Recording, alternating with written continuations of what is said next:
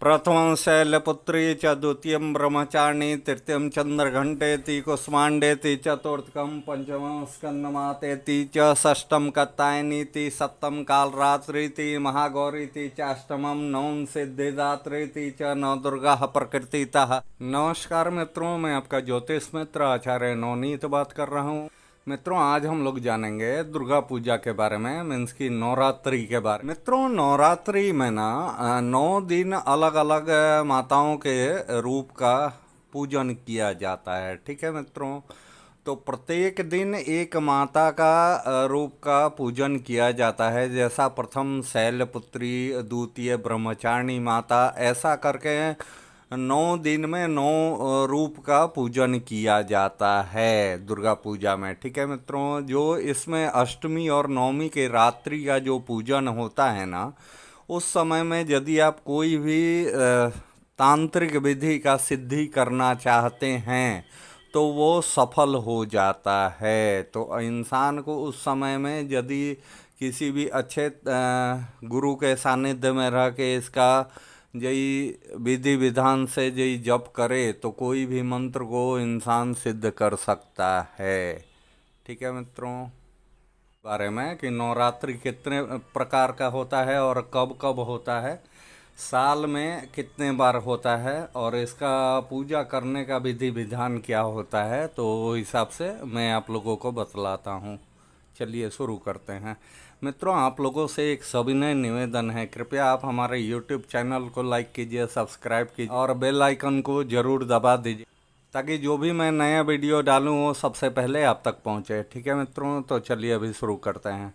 मित्रों, नवरात्रि जो होता है ये साल में 4 बार होता है। ठीक है मित्रों, तो इसमें 2 बार होता है वो सामान्य नवरात्रि होता है और 2 बार होता है वो गुप्त नवरात्रि होता है। तो इसमें अभी आप लोगों को मैं ये बतलाता हूँ कि जो गुप्त नवरात्रि होता है उस समय आप इसमें गोपनीय ढंग से इसको किया जाता है और विशेषतः ये इंसान सिद्धियां पाने के लिए करता है। ठीक है मित्रों, अभी इसमें आप लोगों को एक चीज़ मैं बतलाता हूँ कि कभी भी नवरात्रि में इंसान को सबसे पहले ये चीज़ का ध्यान रखना चाहिए कि उसको ब्रह्मचर्य का पालन करना होता है। और ऐसा इंसान जो नवरात्रि का विधान करता है, यदि उपवास करता है, पाठ करता है, उसको उस समय में कभी भी सेविंग वगैरह नहीं करना चाहिए, हजामत नहीं बनाना चाहिए और एकदम ब्रह्मचर्य का पालन करना चाहिए। यदि वो विवाहित इंसान है, पुरुष है या महिला है,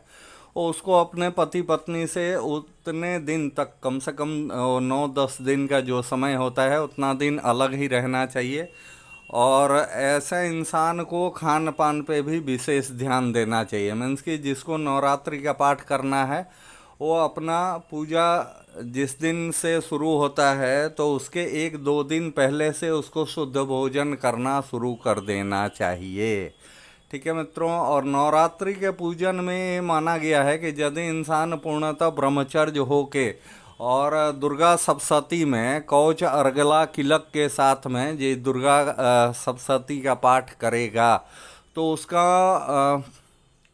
मनोवांछित उसको फल प्राप्त होता है और उसके ज़िंदगी से जो भी विघ्न बाधा होता है वो तुरंत ही समाप्त हो जाता है। यदि ऐसे इंसान का यदि शत्रु से परेशान है या बीमारी से परेशान है या कर्ज से परेशान है या कोई भी तरह का बाधा हो या तो विवाह से परेशान है, तो यदि विवाह नहीं हो रहा है, विवाह नहीं हो रहा है उस इंसान वो इंसान अर्गला स्तोत्र में ऐसा मंत्र है जो कि उस मंत्र का यदि जप करेगा तो उसका शीघ्र अतिशीघ्र विवाह हो जाता है।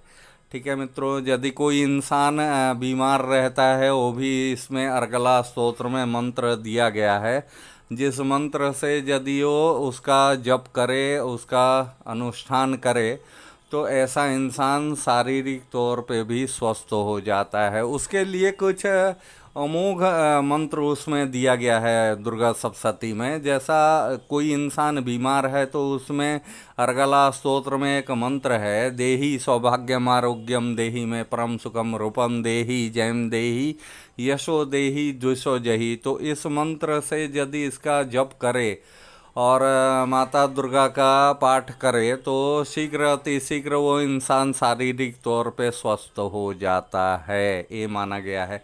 एक्चुअली मित्रों, यही ज्योतिष में देखा जाता है कि बुध ग्रह जो होता है ना, बुध ग्रह को ही शक्ति स्वरूपा माता दुर्गा का गोतक माना जाता है। तो अर्थात कि जो इंसान के यही केंद्र में यही बुध ग्रह बैठा हुआ हो या त्रिकोण में बैठा हुआ हो, ऐसा इंसान दुर्गा सप्तशती का यदि जप करता है नियम से, तो ऐसे इंसान को सिद्धि बहुत ही जल्दी प्राप्त होता है।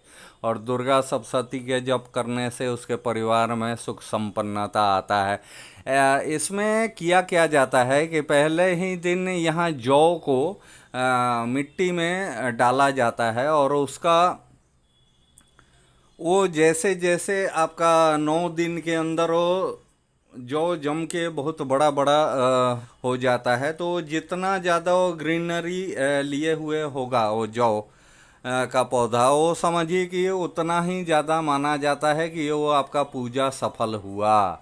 और जितना ज़्यादा घना होगा वो उसको ये माना जाता है कि वो उतना ज़्यादा सफल होता है। मित्रों, जब भी गुप्त नवरात्रि का मतलब ये होता है कि गुप्त नवरात्रि उसी समय मनाया जाता है, ज़्यादा सफल भी वही होता है जब दो समय का या दो ऋतुओं का जब मिलन का समय हो। जैसा ठंडा और गर्मी का मिलन हो। जैसा मानिए कि आपका या तो आप बारिश के मौसम से आप ठंडे के महीने में मीन्स कि शरद ऋतु में आप प्रवेश कर रहे हैं, और उस समय यदि आप इसको गुप्त रूप से आप इसका यही पूजन कीजिएगा तो वो समय या तो आप समय के ही 24 घंटे में आपका मानिए कि जो दिन और रात का मिलन का समय होता है, या तो सुबह और रात्रि का जो ब्रह्म बेला होता है उस समय किया गया पाठ आपका बहुत ही अच्छा फल देता है। या तो आपका संध्या और रात्रि का जो मिलन का समय होता है, गोधूली का समय आप समझिए, उस समय में किया गया जप आपका बहुत ही ज़्यादा सिद्ध होता है।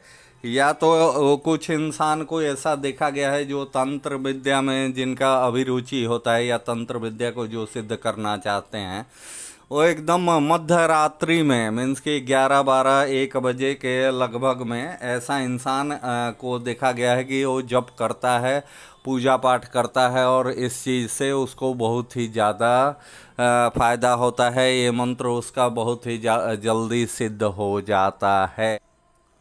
ठीक है मित्रों, तो बस आज के इस वीडियो में इतना ही। फिर मिलते हैं अगले वीडियो में, तब तक के लिए नमस्कार।